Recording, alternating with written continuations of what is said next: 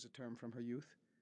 She greets the Black Panthers with the same bend of the wrist, the same tilt of the head, the same perfect Mary Astor voice with which she greets people like Jason, John and Dee Dee, Adolf, Betty, Giancarlo, Schuyler, and Goddard during those après concert suppers she and Lenny are so famous for. What evenings! She lights the candles over the dining room table, and in the Gotham gloaming, the little tremulous tips of flame are reflected in the mirrored surface of the table, a bottomless blackness with 1,000 stars. And it is that moment that Lenny loves. There seem to be 1,000 stars above and 1,000 stars below, a room full of stars, a penthouse duplex full of stars, a Manhattan tower full of stars, with marvelous people drifting through the heavens. Jason Robards, John and Dee Dee Ryan, Giancarlo Menotti, Schuyler Chapin, Goddard Lieberson, Mike Nichols, Lillian Hellman, Larry Rivers, Aaron Copland, Richard Avedon, Milton and Amy Green, Lucas Foss, Jenny Turrell, Samuel Barber, Jerome Robbins, Steve Sondheim, Adolph and Phyllis Green, Betty Comden and the Patrick O'Neills, and now, in the season of radical chic, the Black Panthers. That huge panther there, the one Felicia is smiling her tango smile at, is Robert Bay, who just 41 hours ago was arrested in an altercation with the police, supposedly over a .38 caliber revolver that someone had in a parked car in Queens at Northern Boulevard and 104th Street or some such unbelievable place, and taken to jail on a most unusual charge called criminal facilitation. And now he is out on bail and walking into Leonard and Felicia Bernstein's 13-room penthouse duplex on Park Avenue. Harassment and hassles, guns and pigs, jail and bail, they're real, these Black Panthers. The very idea of them, these real revolutionaries who actually put their lives on the line, runs through Lenny's duplex like a rogue hormone. Everyone casts a glance, or stares, or tries a smile, and then sizes up the house for the somehow delicious counterpoint.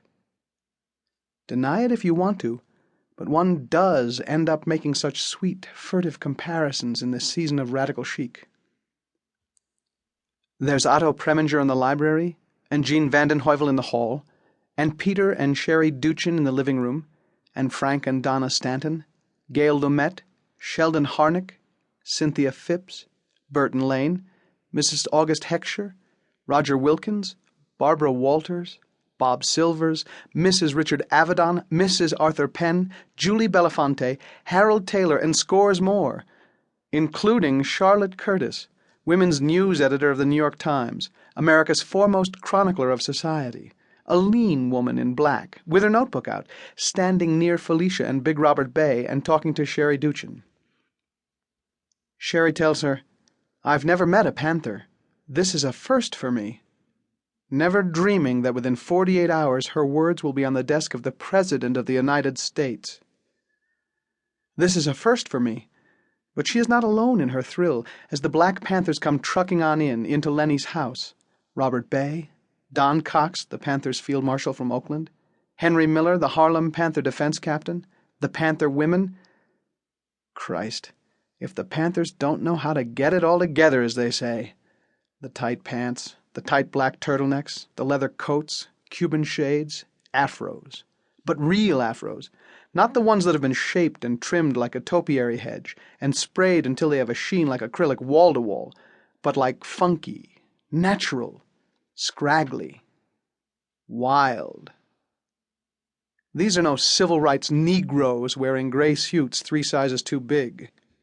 No more interminable Urban League banquets in hotel ballrooms where they try to alternate the blacks and whites around the tables as if they were stringing Arapaho beads.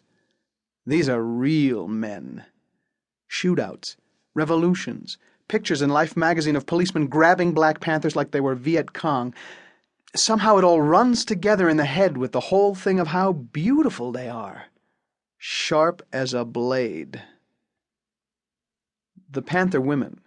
There are 3 or 4 of them on hand, wives of the Panther 21 defendants, and they're so lean, so lithe, as they say, with tight pants and Yoruba-style headdresses, almost like turbans, as if they'd stepped out of the pages of Vogue.